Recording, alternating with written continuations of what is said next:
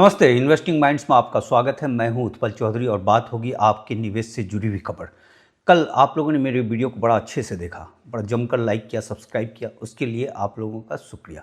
और इससे अपना मनोबल बढ़ता है। और कल का जो सब्जेक्ट था वो आप लोगों की ही डिमांड पे था कि जापान पे कुछ बनाइए, तो मैंने बनाया था। और एक और जो डिमांड था आप लोगों का कि चाइना जो एक्सपोर्ट बैन कर रहा है जो है सिल्वर को लेकर, उस पर भी आप लोगों ने कई दिनों से ये मांग किया था। तो फिर उस पर अच्छे से स्टडी करने के बाद आज वो रिपोर्ट आपके सामने पेश कर रहे हैं। साथ में उसको एनालाइज भी करेंगे कि इसका क्या इम्पैक्ट पड़ सकता है सिल्वर के बाज़ार में। और दूसरी बात, उसमें जो है चाइना के एक्सपोर्ट बैन के साथ साथ जो रसिया का सिल्वर जो है बाज़ार में दिक्कत होगी किस तरीके से, जो लंदन बुलियन मार्केट का जो एक रूल आया है वो भी 1 जनवरी 2026 से लागू हो गया। यानी 10 दिन के बाद जो चाइना और रसिया का जो सिल्वर, उसका क्या इम्पैक्ट पड़ेगा पूरे बाज़ार में, सिल्वर के बाज़ार में, और किस तरीके से रहेगा, उस पर आज हम लोग चर्चा करते हैं। तो सबसे पहले हम लोग रेट बता दें कि इस समय जो सिल्वर का जो रेट खुला है वो 0.39% की बढ़ोतरी है, $67.55 प्रति आउंस पे है। आप लोगों ने कहा था कि इसको रुपीज़ पे कन्वर्ट कर देने के लिए, तो रुपीज़ पे बनता है ये 1,95,444। इसके बाद जाकर टैक्स लगेगा, कस्टम ड्यूटी लगता है 6%, फिर जीएसटी लगता है 3%।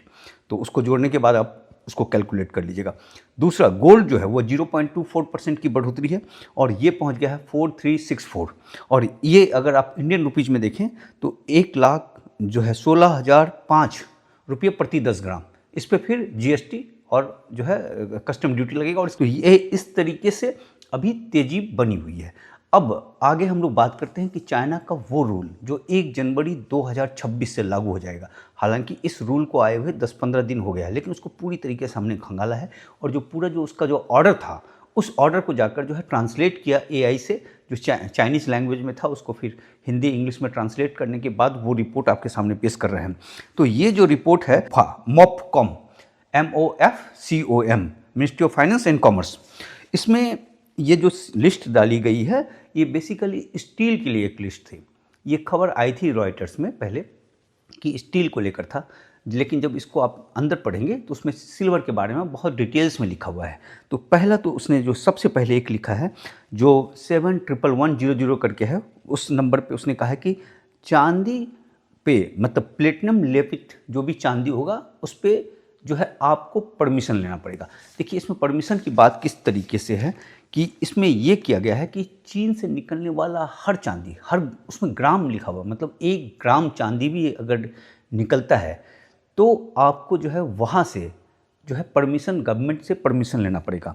और ये इसमें है कि जो बड़ी कंपनियां हैं जो है उनको ये परमिशन दिया गया है, जो छोटी कंपनियां हैं उसको ये परमिशन है नहीं, यानी छोटी कंपनियां एक्सपोर्ट नहीं कर पाएगी। अब इसका जो आर्टिकल नंबर 39 है जिसमें उसने पूरे डिटेल्स में लिखा हुआ है कि 3 माइक्रोन से कम और 3 माइक्रोन से ज़्यादा, मतलब पूरा कवर हो गया इससे, जो चांदी हो गया गैर परतदार पाउडर, उसके लिए अगर आप उसको एक्सपोर्ट करते हैं तो आपको लाइसेंस की ज़रूरत पड़ेगी।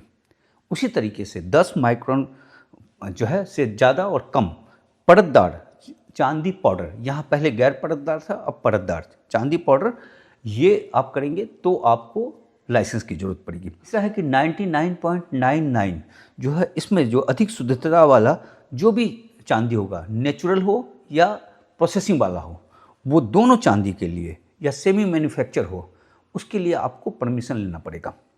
साथ में उसमें जो तमाम इन चीज़ों के बाद उसने गोल्ड पे कुछ भी नहीं कहा है, मतलब गोल्ड को सूचीबद्ध नहीं किया गया है जो है, लेकिन प्लेटिनम को किया गया है। प्लेटिनम को भी इसी सीरीज में डाला गया है।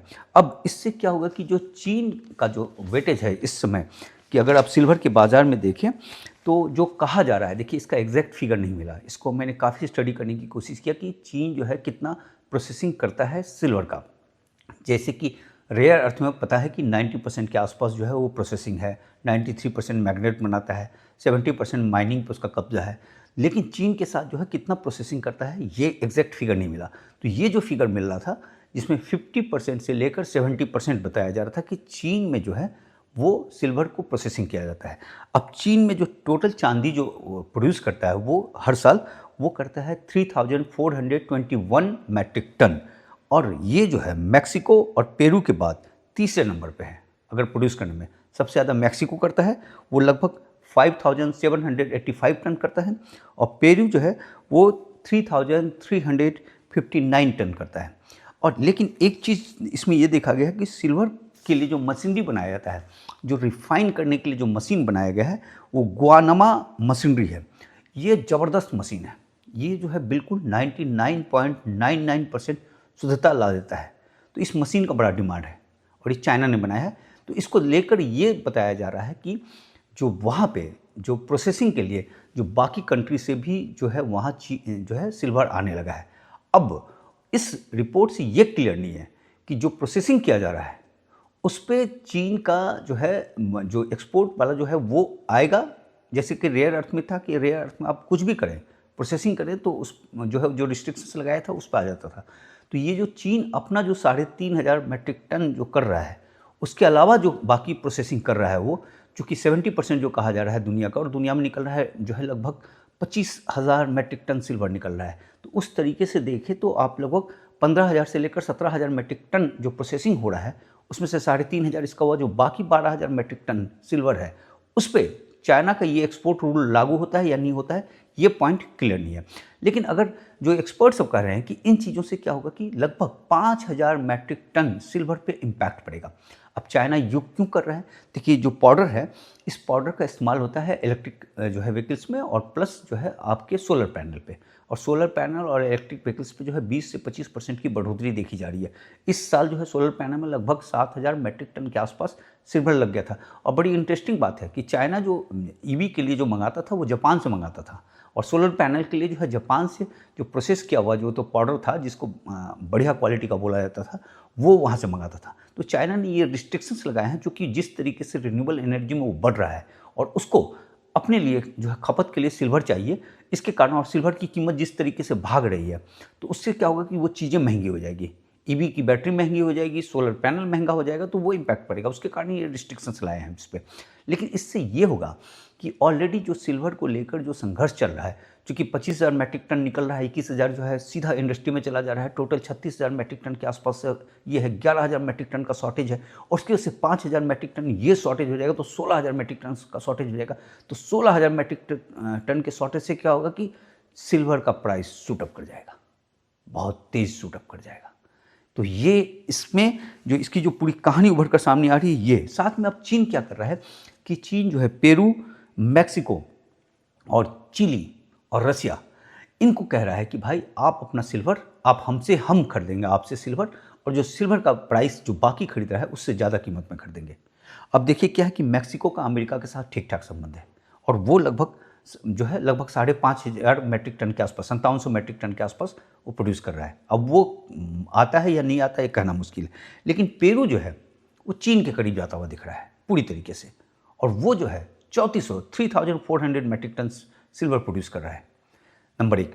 दूसरी बात कि जो चिली है वो लगभग 1,300 मीट्रिक टन प्रोड्यूस कर रहा है, और रसिया जो है वो 1,200 मीट्रिक टन प्रोड्यूस कर रहा है। तो अगर ये इन सबको मिला दिया जाए तो ये लगभग हो गया 6,000 मीट्रिक टन हो गया ये सिल्वर, और प्लस 3,500 चाइना का है, तो 10,000 मीट्रिक टन सिल्वर पे जो है चाइना का एक तरीके से हो जाएगा, अगर ये लोग चाइना के उसी रूल के हिसाब से अगर तैयार हो जाते हैं तो। अभी अंदर की खबर अभी तक आई नहीं है, इस पर स्टडी करेंगे और मिलता है अगर तो ये है। और चाइना की खबर बड़ी छन छन के आती है, इसलिए उस तरीके से जो बिल्कुल वाइट पेपर जैसा चीज़ पेश करना बड़ा मुश्किल होता है। तो जो आकलन है उसके हिसाब से ये चीज़ें देखी जा रही है। ऐसा है कि अमेरिका जो है उसने क्रिटिकल मिनरल्स घोषित किया सिल्वर को, और उसको कहा कि भाई ये स्ट्रेटेजिक मिनरल है, और उसके रिस्ट्रिक्शंस लगाए।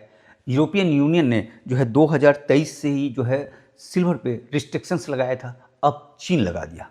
तो ये इससे क्या है कि सिल्वर को लेकर देखिए हर कंपनी इस समय जो सिल्वर जिस तरीके से भाग रहा है और पूरी की पूरी कहानी बदल दे रहा है। इसके लिए चाइना जो है देखिए रेयर अर्थ में चाइना ने जिस तरीके से कब्जा कर रखा है और पूरे दुनिया को घुमा रहा है, उसी तरीके से वो सिल्वर पे कब्जा करना चाहता है, और ये जो रूल लाया है वो इसके तहत लाया है। तो सिल्वर के बाज़ार में जो क्राइसिस जो अभी चल रहा है जिसके कारण रेट भाग रहा है, ये क्राइसिस और बढ़ सकता है। अब इसका इम्पैक्ट कितना होगा, कितना भागेगा, ये कहना मुश्किल है। अब इसमें क्या उठापटक होगा, तमाम चीज़, लेकिन जो भी है सिल्वर जो है वो बुलिश है। अगर चैनल को आपने लाइक सब्सक्राइब नहीं किया है तो प्लीज़ इसे कर लीजिए।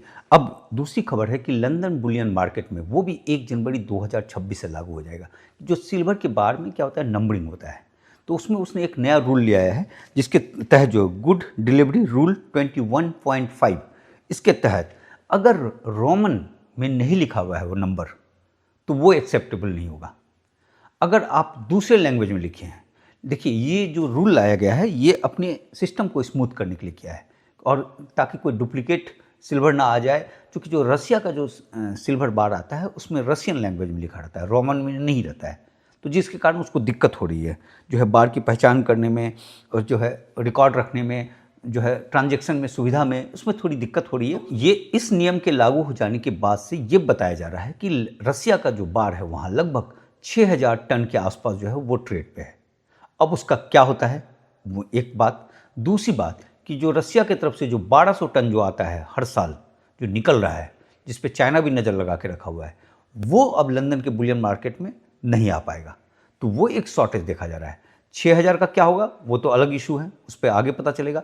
लेकिन जो फिलहाल जो अगर 1200 मैट्रिक टन का जो डिलीवरी है वो दिक्कत हो जाएगी, तो वो लंदन बुलियन मार्केट से कम हो जाएगा। यानी चाइना के साथ साथ जो रसिया वाला जो क्राइसिस है ये भी, चूँकि अब देखिए यहाँ एक एक टन का हिसाब किताब है और यहाँ आप 1000 टन से ऊपर की बात हो रही है, तो इसका बट नेचुरल सी बात है कि इसका भी इम्पैक्ट सिल्वर के प्राइस में देखने को मिल सकता है। इन तमाम चीज़ों के बीच गोल्ड जो है, गोल्ड पे ध्यान रखिएगा, गोल्ड जो है इसमें कोई पूछ नहीं रहा है, तो जब कोई चीज़ किसी को ना पूछे तो उस पर ध्यान रखिए, उस पर इन्वेस्टमेंट जो है जारी रखते रहना चाहिए। बाकी आप अपने सेबी रजिस्टर्ड एनालिस्ट से पूछ कर ही कीजिएगा जो करना है, क्योंकि गोल्ड इसमें शांत है। लेकिन ध्यान रखिएगा कि गोल्ड गोल्ड होता है, इस बात को हरदम आपको ध्यान में रखना है, याद रखना है तमाम चीज़। बाकी हम अपने शेयर बाज़ार के बारे में बात कर लेते हैं कि हमारा शेयर बाज़ार में जो है तो 25,966 पे बंद हुआ था, 25,966 पे बंद हुआ था। सेंसेक्स जो है 84,929 पे बंद हुआ था। अभी जो सबसे बड़ा है ये है कि 26,000 को किस तरीके से क्रॉस करता है, और 26,300 जो एक बड़ा ज़बरदस्त लक्ष्मण रेखा बन गया है, उससे क्रॉस करना बड़ा मुश्किल हो जा रहा है। उसको देखते हैं कर पाता है या नहीं कर पाता है। नीचे सपोर्ट लाइन जो है वो 25,800 है, और फिर उसके नीचे जो है 25,700 है।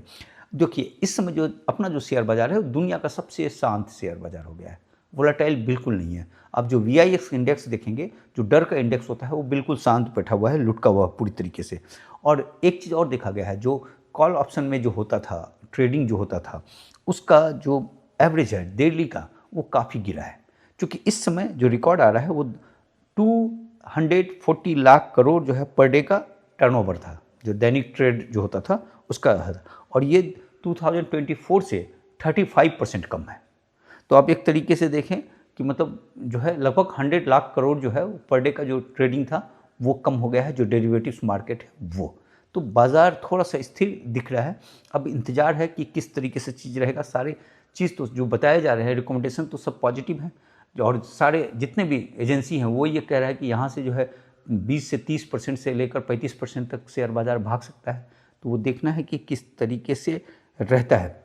बाकी पिछले 5 साल में एक खबर छपी है कि जो शानदार जो CAGR दिया, जैसे कि BSE ने सबसे शानदार दिया, 124% का CAGR दिया, रेल विकास निगम ने दिया 95% का, जिंदल स्टेनलेस स्टील ने 90% का, GE ने 85% का, परसिस्टेंट 83%, जो है फैक्ट 82%, डिक्सन 79%, अडानी पावर 79%, अडानी इंटरप्राइजेस 76%, हिताची 76% का रिटर्न दिया है। ये ज़बरदस्त रिटर्न दिया है।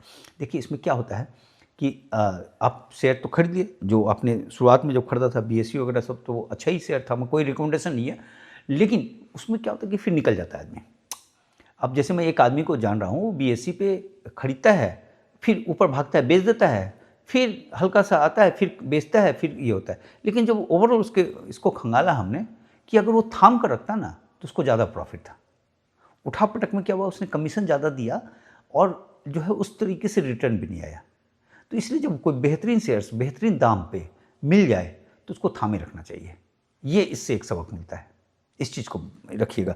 दूसरी बात कि एक ET में एक खबर छपी है कि जो 11 पैनी स्टॉक्स के बारे में उसने दिया है, जो 55% के आसपास तक भाग गया है। हालांकि ये सब शेयर्स जो हैं वो 10 रुपये से नीचे के हैं, 40 पैसे हैं, 50 पैसे के हैं, 2 रुपये के हैं, 3 रुपये के हैं। तो ये दिया गया। अब क्या होता है कि इससे जो लोग ना बड़ा ज़बरदस्त प्रभावित हो जाते हैं। उनको लगता है कि भाई कोई ऐसा शेयर बताओ जो 2 रुपये का है, 1 रुपये का है, 3 रुपये का है, उसको खरीद लेते हैं, और वहाँ पे ये सोचता है कि भाई डबल हो जाएगा तो डबल हो जाएगा मेरा पैसा। तो ये चीज़ें ना ठीक नहीं होती हैं। क्योंकि देखिए पेनी स्टॉक्स में कोई स्टॉक्स जो है वो निकल जाता है, मल्टीबैगर निकल जाता है, लेकिन वो कई सौ शेयर्स में से एक निकलता है, तो वो आपके हिस्से आता है या नहीं आता है, लेकिन उसके चक्कर में क्या होगा कि आप अपने पैसे को गंवा देंगे। अब मसलन कि कोई 2 रुपये का शेयर है, कोई पेनी स्टॉक है, आपने उसको खरीद लिया, मान लीजिए 10,000 शेयर खरीद लिया, आपने सोचा चलो हटाओ यार 20,000 रुपया लग रहा है, कुछ नहीं। फिर उसके बाद से वो उसमें थोड़ी सी धड़कन आई तो आपको लगा कि अच्छा ये तो भाग रहा है, थोड़ा सा और खरीद लिया आपने। इस तरीके से आपने 50-60 हज़ार रुपये लगा दिए, 1 लाख रुपये लगा दिए, और वो जो गायब होता है तो फिर पता नहीं चलता है, तो पूरा का पूरा जो है आपका पैसा चला जाता है, ठीक है ना। लेकिन आप मन में सोच के रह जाते हो। लेकिन मेरा ये कहना है कि ऐसे चीज़ों में अपना पैसा क्यों खोए। जो इसमें क्या होता है, ये पेनी स्टॉक्स के जरिए लोभ आ जाता है, लालच आ जाती है। तो यहाँ जो सबसे बड़ा जो शेयर बाज़ार का जो रूल है वो अपने लालच को कंट्रोल करना है, संयम रखना है, फंडामेंटली स्ट्रॉन्ग शेयर्स पे रहना है। जो है आपका होराइजन लंबा है छोटा है वो आप पे डिपेंड करता है, लेकिन और बेहतरीन रेट में खरीदना चाहिए। तो ये जो पैसे जो आप लगाते हैं इन चीज़ों पे, इससे बेहतर है कि इससे दूसरा स्मॉल कैप का कोई शेयर ले लीजिए जो फंडामेंटली अच्छा है। और किस तरह से शेयर का चुनाव किया जाता है, 5572 शेयर में से बेहतरीन शेयर कैसे चुने, बड़ा शानदार प्लेलिस्ट में वीडियो पड़ा हुआ है, उसको ज़रूर देखिएगा। बस इतनी ही खबर है आज, कल मिलते हैं फिर। और धन्यवाद आप सबों का, आपने चैनल को लाइक किया, सब्सक्राइब किया, और आज भी उसी चीज़ को रिपीट कीजिए प्लीज़। Thank you.